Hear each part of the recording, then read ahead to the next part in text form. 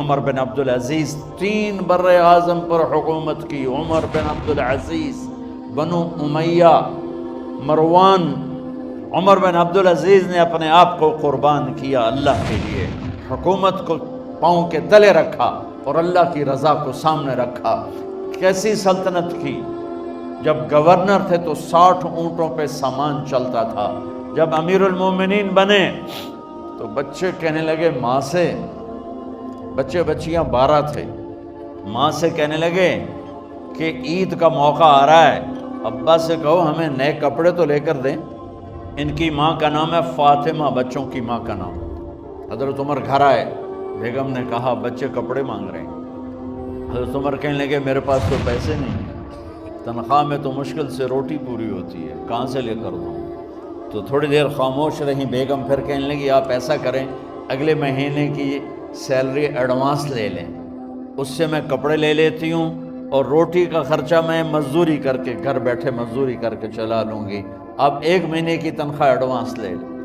حضرت عمر بن عبدالعزیز واحد خلیفہ ہیں جن کے دور میں 3 بر اعظم میں زکوٰۃ لینے والا باقی نہیں بچا تھا. یہاں لاہور بھی ان کی حکومت کے نیچے تھا، جنوبی اسپین فرانس ان کی حکومت کے نیچے تھا، کاشغر تک ان کی حکومت کے نیچے تھا، استنبول کے دروازوں تک ان کی حکومت تھی. 3 بر اعظم میں ایک آدمی زکوٰۃ لینے والا نہ بچا. اور اپنا حال یہ ہے کہ بیگم سے کہہ رہے ہیں پیسے کوئی نہیں، کپڑے کہاں سے لے کر دوں؟ اور بیگم طریقہ بتا رہی ہے کہ آپ اگلے مہینے کی تنخواہ ایڈوانس لے لیں، اس سے میں کپڑے لے لوں گی اور چولہے کا خرچہ، روٹی کا خرچہ میں گھر بیٹھ کے مزدوری کر کے کما لوں گی. تو حضرت عمر کہنے لگے ہاں یہ ٹھیک ہے. باہر آئے وزیر خزانہ مزاحم، انہیں بلایا کہ بھائی ہمیں اگلے مہینے کی تنخواہ ایڈوانس چاہیے. اس نے کاغذ قلم آگے رکھ دیا، کہا حضرت اب مجھے لکھ کے دے دیں، آپ 1 ماہ زندہ رہیں گے، میں آپ کو تنخواہ دے دیتا ہوں. چپ کر کے اٹھے، ایک لفظ نہیں بولے. گھر گئے، اپنی بیگم فاطمہ سے کہا بیگم بچوں سے کہہ دو کہ باپ کے پاس کپڑے لے کر دینے کی سخت نہیں ہے. اور خزانے ایسے بھرے پڑے تھے کہ زکوٰۃ لینے والا کوئی نہیں تھا. عید کی نماز ہوئی، نماز کے بعد جب ساری فیملی ملنے آئی اور بچے بھی ملنے آئے تو ان کو دیکھ کر ان کی آنکھوں میں آنسو آ گئے. کہنے لگے بچوں آج تمہیں دکھ تو ہوگا اپنے باپ پر کہ ایک جوڑا کپڑا بھی لے کر نہ دیا عید کا. تو ان کے ایک بیٹے نے کہا ابا جان آج ہم بڑے خوش ہیں، ہمارا سر اونچا ہے کہ ہمارے باپ نے مسلمانوں کے مال پہ ڈاکہ نہیں ڈالا. یہ ان کا طرز حکومت تھا، اس طرح انہوں نے حکومت کی.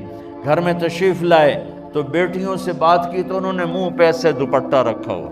تو فرمانے لگے کپڑا تو ہٹاؤ، دوپٹہ کیوں رکھا ہوا ہے؟ تو گھر کی خادمہ زور زور سے رونے لگی، کہنے لگی امیر المومنین آج آپ کی بیٹیوں نے کچا پیاز توڑ کے روٹی کھائی ہے تو وہ اس کی بو ہے منہ میں، آپ کو بو سے نفرت ہے اس لیے منہ پہ کپڑا رکھ لیا ہے. تو حضرت عمر اتنا روئے کہ ان کی داڑھی تر ہو گئی. کہنے لگے آخر میں جب تھوڑا آسرے میں آئے کہا میری بیٹیوں تمہارا باپ تمہیں بڑے اچھے کھانے کھلا سکتا ہے لیکن میں جہنم کو برداشت نہیں کر سکتا. اب مرنے کا وقت آ گیا.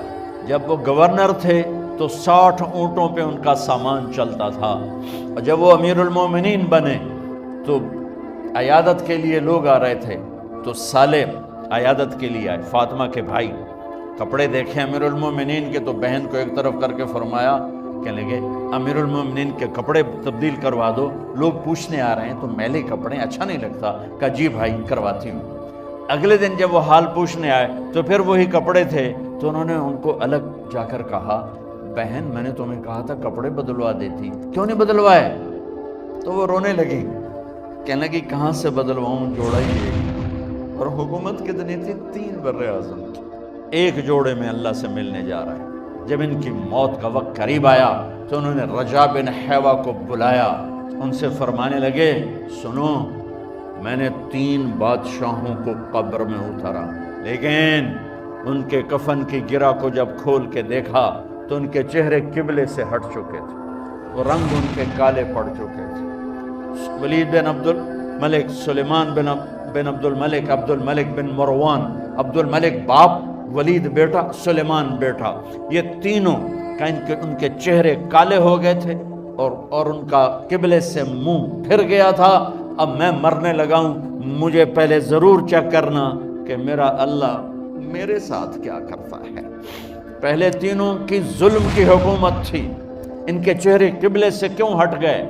آپ کو عجب بات بتاؤں، ولید بن عبد الملک روزانہ تہجد میں کھڑے ہو کے 10 سپارے پڑھتا تھا، 10 سپاروں کی تلاوت تہجد میں کرتا تھا کھڑے ہو کے۔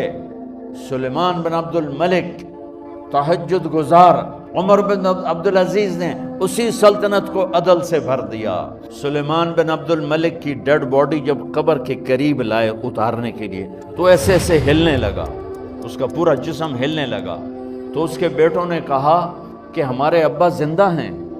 تو حضرت عمر نے فرمایا بیٹو زندہ نہیں ہے، عذاب قبر جلدی شروع ہو گیا ہے، قبر کی پکڑ پہلے شروع ہو گئی ہے، چھپاؤ اپنے باپ کو جلدی۔ جب عمر بن عبدالعزیز کی ڈیڈ باڈی قبر کے قریب کی گئی تو ایک دم ایسے ایک پرچہ ہوا میں اڑتا ہوا سب نے دیکھا، وہ آتے آتے آتے آتے آتے آتے یوں آ کے حضرت عمر کے سینے پر گر گیا۔ سب دیکھ رہے ہیں۔ جب پرچے کو اٹھا کے دیکھا گیا تو اس پہ ایک سطر پہ لکھا تھا بسم اللہ الرحمن الرحیم، اور دوسری سطر پہ لکھا تھا براءۃ من اللہ لعمر بن عبد العزیز من النار، یہ عمر کے لیے جہنم کی آگ سے نجات کا پروانہ ہے۔ 3 بر اعظم کی سلطنت لے کر وہ جنت کا پروانہ لے کر دنیا سے گئے۔ جب ان کو قبر میں اتارا گیا تو انہوں نے رجا بن حیوہ سے فرمایا تھا 3 بادشاہوں کے چہرے دیکھے قبلے سے پھر گئے، رنگ کالے پڑ گئے، مجھے تم نے دیکھنا ہے کہ کیا ہوتا ہے۔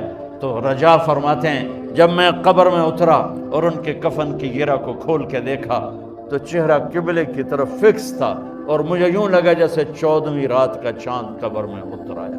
اللہ کو اپنی منزل بناؤ، اللہ کو اپنی منزل بناؤ، اللہ کو اپنی منزل بناؤ۔